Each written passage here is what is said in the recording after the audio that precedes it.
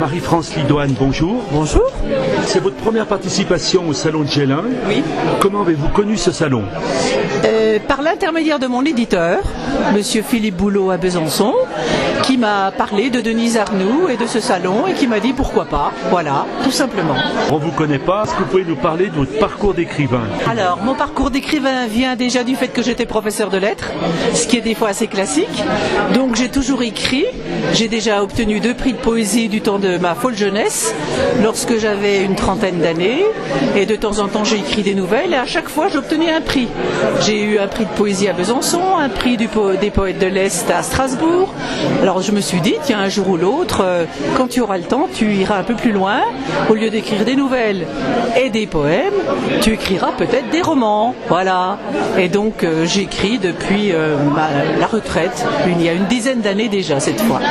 Est-ce qu'il y a un écrivain ou des écrivains qui vous ont donné envie d'écrire? Alors bien sûr, Annie Ernaux, Albert Camus, vous voyez, c'est très disparate. À la fois Annie Ernaux qui raconte beaucoup de choses de sa propre vie et Albert Camus pour toutes ses idées philosophiques et sa façon de parler de la peste, de l'étranger, enfin des choses très profondes en fait. En 2015, vous publiez Les Remous de la Rivière, c'est ça, aux éditions Graines d'auteur. Oui. On peut suivre le cheminement de 3 habitants d'un immeuble cossu de Besançon. Il y a Laura, la quinquagénaire qui retrouve sa liberté et peut s'épanouir. Il y a aussi Céline, une septuagénaire qui fait une rencontre troublante. Et Philippe qui véritablement se métamorphose. Alors parlez-nous un peu de ce livre.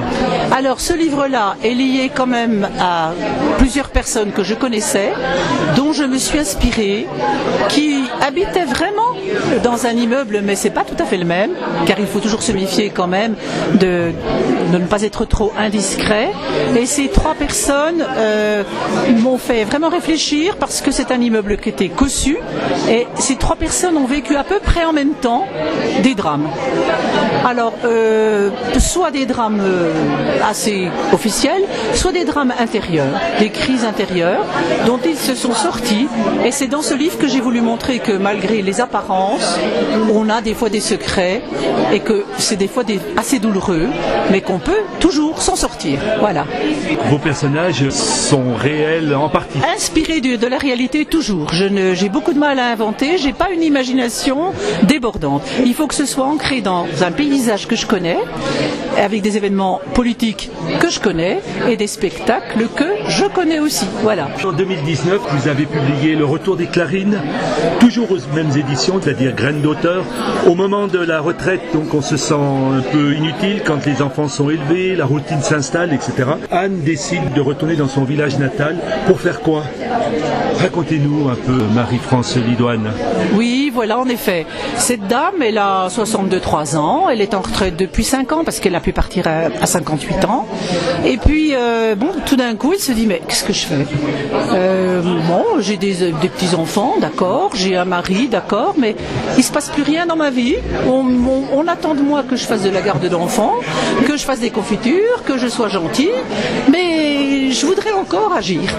Et elle se sent des envies même d'être carrément généreuse et peut-être un petit peu d'être reconnue pour d'autres qualités que simplement d'être une mamie. Et elle va se lancer dans quelque chose d'incroyable, elle va même faire des lectures publiques, enfin elle va s'occuper de personnes âgées, beaucoup. Elle sent qu'elles sont isolées et qu'elles aimeraient bien, à la limite, presque se cultiver davantage. Et elle va même encore aller plus loin, c'est-à-dire qu'au moment où ses parents, ou son mari et ses enfants diront alors ça y est, tu reviens, quoi, et ben elle dira non, je vais encore ailleurs. Alors je laisse évidemment planer le doute sur cet ailleurs. Maintenant, parlons d'édition. Est-ce que le parcours a été long et difficile entre l'écriture de votre livre et sa parution? Vous éditez chez Graines d'auteur. Qu'est-ce que c'est que cette édition? Alors, c'est très facile pour moi parce que ce monsieur a tout de suite eu de la sympathie pour ce que je faisais, ce qui fait que je n'ai pas cherché ailleurs.